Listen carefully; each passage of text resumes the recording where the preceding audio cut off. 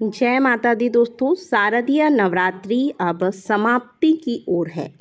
यह पावन पर्व महानवमी के दिन कन्या पूजन के साथ संपन्न होगा और इसके अगले दिन पूरे उल्लास और श्रद्धा के साथ विजयादशमी का त्यौहार मनाया जाएगा। नवरात्रि की अष्टमी और नवमी तिथियों पर कन्या पूजन का विशेष महत्व है। इन दिनों घरों में कन्याओं को देवी का स्वरूप मानकर पूजा जाता है और इसके लिए भोजन का आयोजन भी किया जाता है। कन्या पूजन के बिना नवरात्रि का पूजन पूर्ण नहीं माना जाता। पूजन के प्रभाव से घर परिवार में समृद्धि, सुख, शांति और सौभाग्य का वास भी होता है।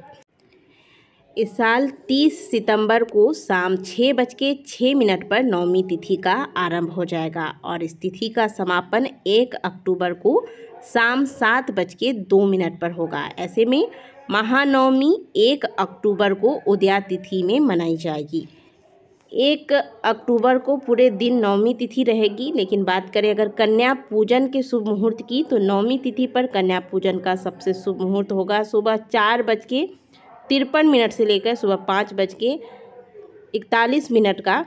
और इसमें यदि आप कन्या पूजन करते हैं तो यह उत्तम होगा। इसके साथ ही दूसरा मुहूर्त होगा सुबह 8:06 से लेकर सुबह 9:50 तक के बीच में। आप कन्या भोजन इस समय भी करवा सकते हैं। हालांकि पूरे दिन नवमी तिथि विद्यमान होने की वजह से आप सूर्यास्त से पहले कभी भी अगर कन्या पूजन कर लेते हैं तो आपकी नवरात्रि की जो पूजा है वह पूर्ण मानी जाएगी। नवरात्रि में कन्या पूजन से पहले हवन किया जाता है। तो बहुत से लोग अष्टमी पर हवन करने के पश्चात नवमी पर कन्या पूजन करते हैं। तो बहुत से लोग नवमी के दिन ही कन्या पूजन और हवन दोनों एक साथ कर लेते हैं। तो चाहे अष्टमी तिथि हो या नवमी तिथि हो, कन्या पूजन हमेशा आपको हवन करने के बाद ही करना चाहिए। अब कन्या पूजन के कुछ विशेष नियमों के बारे में बात कर लेते हैं। कन्या पूजन के लिए आपको कुल 9 कन्याओं की आवश्यकता होती है और साथ में एक बालक, जो भी एक दिन पहले ही आप न्योता दे दें, यानी कि इन्हें निमंत्रण दे दें कि अगले दिन हम नवमी पूजन के लिए आपको आमंत्रित कर रहे हैं। नवमी पूजन में मुख्य रूप से हलवा, पूरी और काले चने का भोग बनाया जाता है। पहले भगवती को 9 स्थानों पर 9 दुर्गा के नाम से हलवा, पूरी और चने का भोग लगाया जाता है।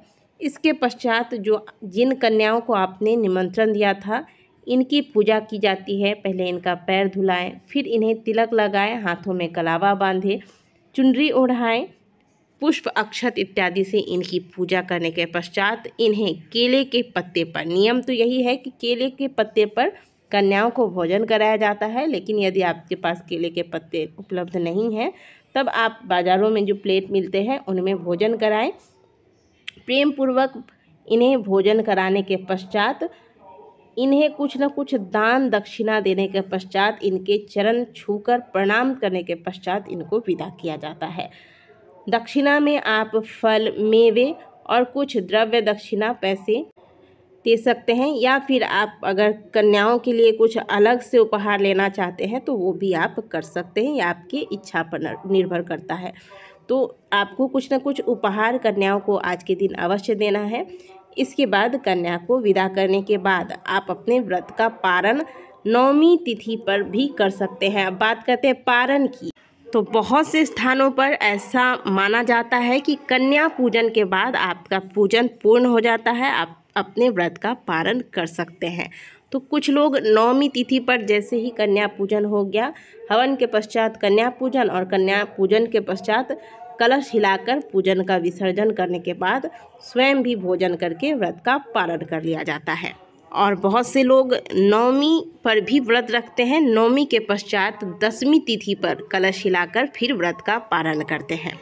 तो जब आपने नवरात्रि व्रत का संकल्प लिया था तो आपने नवरात्रियों का संकल्प लिया था। तो जब आपकी नवमी की रात्रि पूरी नहीं होती है, यानी कि जब तक नवमी तिथि समाप्त नहीं होती है, तब तक आपका व्रत खोलना सही नहीं है।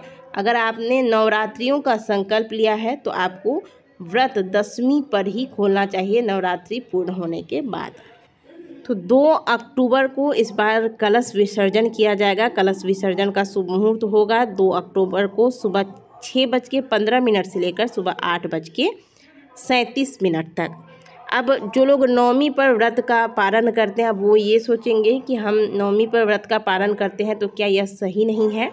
तो देखिए, 100 लोग 100 तरह की बातें, दोनों ही तरीका सही है।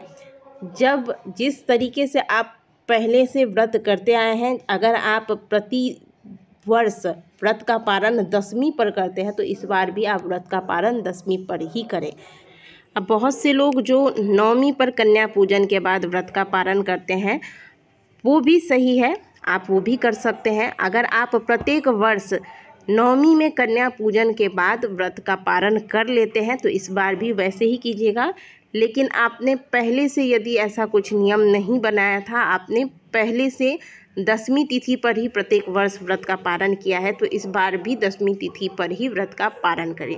कहने का मतलब है, अलग अलग स्थान पर अलग अलग नियम पालन करते हैं लोग, तो आप स्वयं प्रत्येक वर्ष जिस नियम से व्रत करते आए हैं, व्रत का पालन करते आए हैं, उसी नियम का पालन इस वर्ष भी कीजिएगा, अलग नियम नहीं अपनाना है। आशा करते हैं कि दी गई जानकारी आपको अच्छी लगी होगी। वीडियो अगर आपको अच्छी लगी है तो वीडियो को लाइक ज़रूर कीजिएगा। मिलते हैं आपसे अगली वीडियो में, तब तक के लिए जय माता दी।